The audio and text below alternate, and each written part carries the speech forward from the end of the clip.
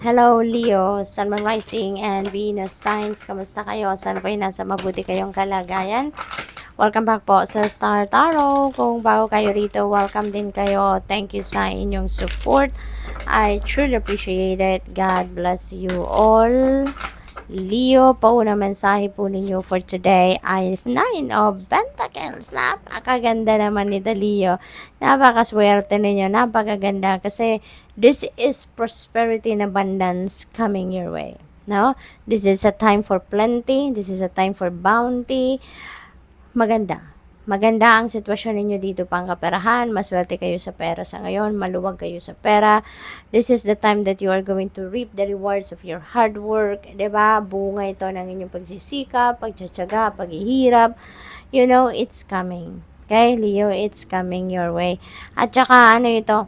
Ito yung pagkakataon that you are going to experience financial comfort. No, Leo, this is financial comfort na may experience ninyo sa ngayon. So, good luck po.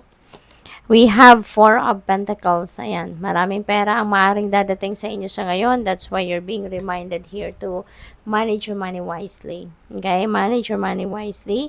Kailangang namomonitor ninyo ang inyong pera, yung in and out ng inyong pera, yung ganon. So, financial discipline, no? Kailangan din ninyong paandarin or pairalin dito ang disiplina ninyo pagdating sa pera, pagmamanage ng pera, paghawak ng inyong pera. Okay?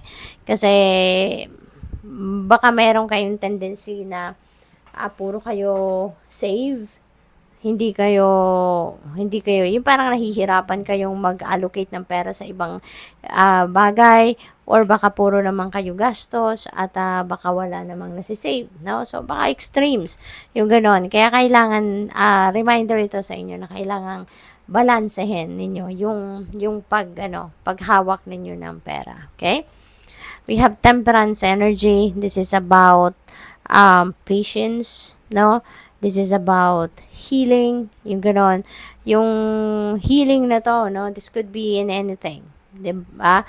Maaaring may mga sitwasyon kayo na medyo difficult, merong kahirapan sa kung anumang bagay. So, maaaring yung healing na yon, doon yun papunta, nasa sitwasyon na yon. Magiging maayos na siguro ang inyong sitwasyon. Magiging balanse na ang lahat. Kumbaga maa-address nyo na ng tama na yung sitwasyon. So, that is the kind of healing na dadating doon sa area na yon.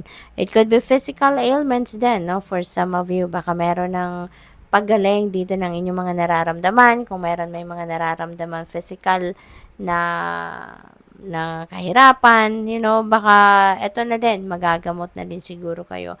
Or at least magsisimula na mag-improve siguro ang inyong kalagayan. Patience, no? You need to be very patient, Leo. Extra patience, hindi pwedeng nagmamadali, hindi pwedeng sinisiksik natin, ipinagpipilitan kung ano ang gusto natin.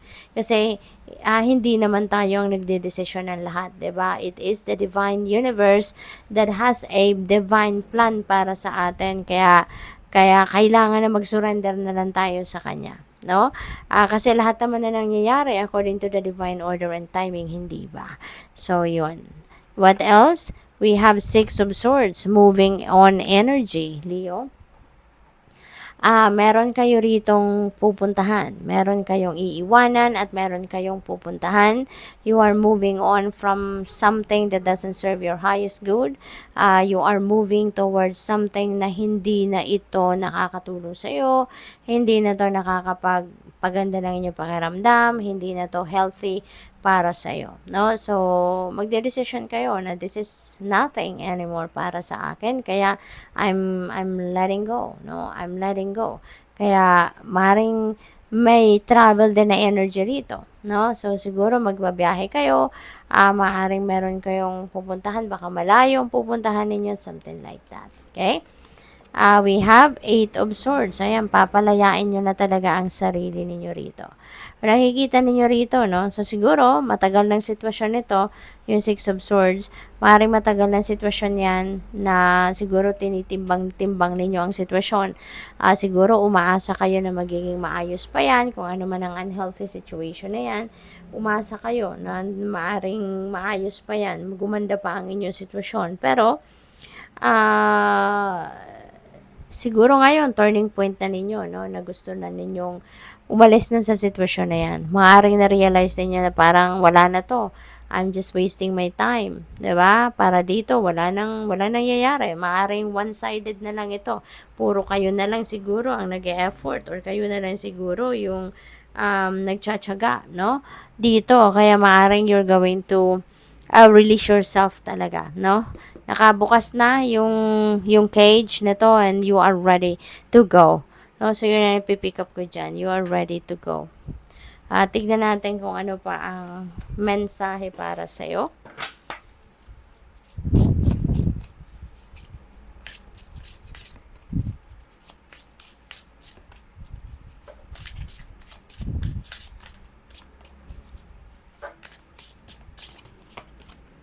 Flexibility. Adapt slowly by using versatility, compromise, adaptation, change, etc. Be flexible in your methods. Okay?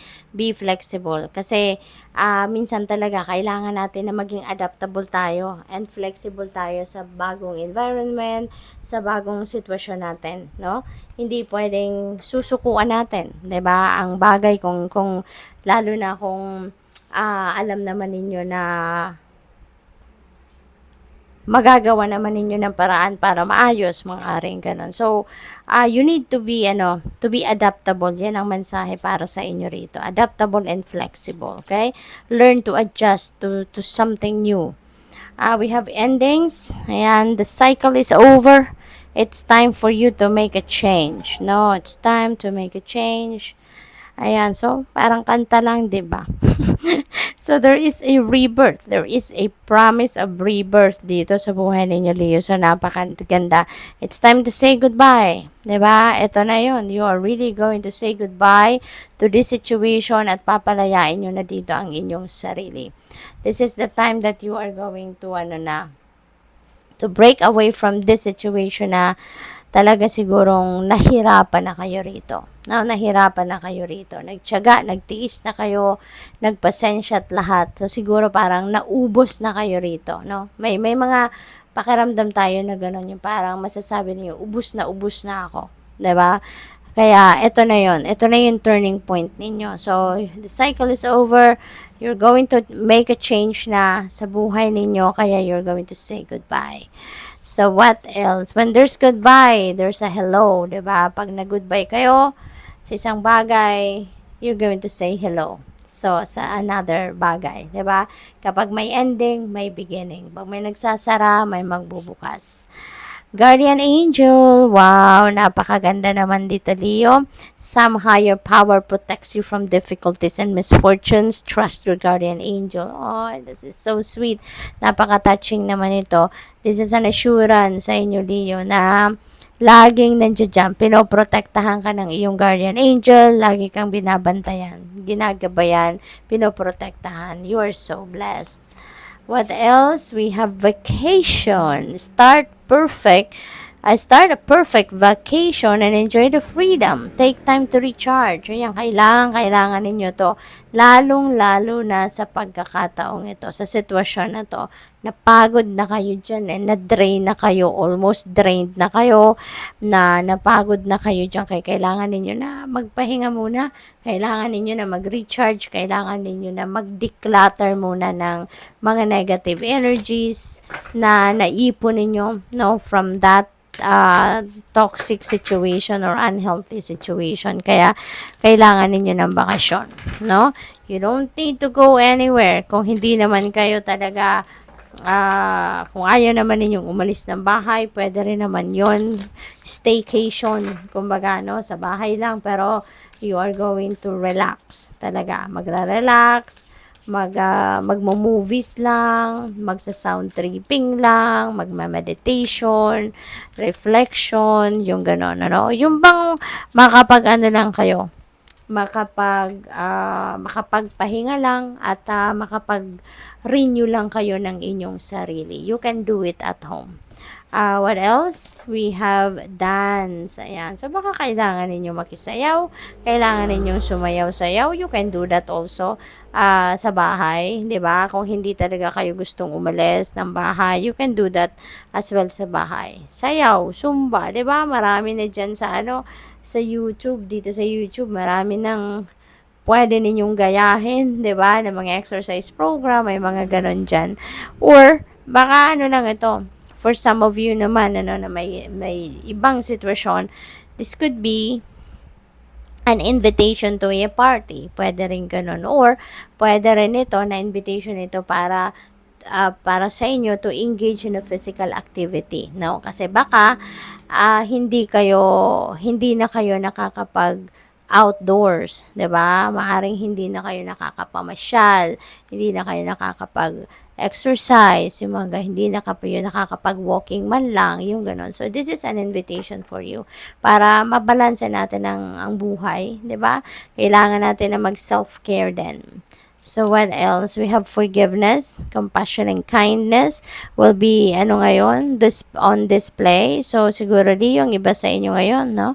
Magpapatawad na. You are ready to move on with your life. Kaya papunta na kayo sa pagpapatawad. You are willing to accept na kung ano man ang mga nangyari. Nangyari na ang mga nangyari ay dapat talaga mangyari, yung ganon. Kaya maybe nandoon na kayo sa acceptance and may forgiveness na kayo, no? So you are ready to move on now with your life, which is really good kasi nakakagaan yan talaga ng pakiramdam, 'di ba? Kaya tayo nagpapatawa dahil gusto natin mag-move on na, gusto nating matanggal na yung bigat sa dibdib, gusto na nating maalis yung tinik sa dibdib, kumbaga, no?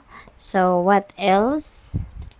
We have imagination, let your dreams take flight. Ayan, napakaganda. So, kung ano man ang mga pangarap ninyo, Leo, iniimbitahan kayo rito, no? To let your dreams take flight. Okay? Take action.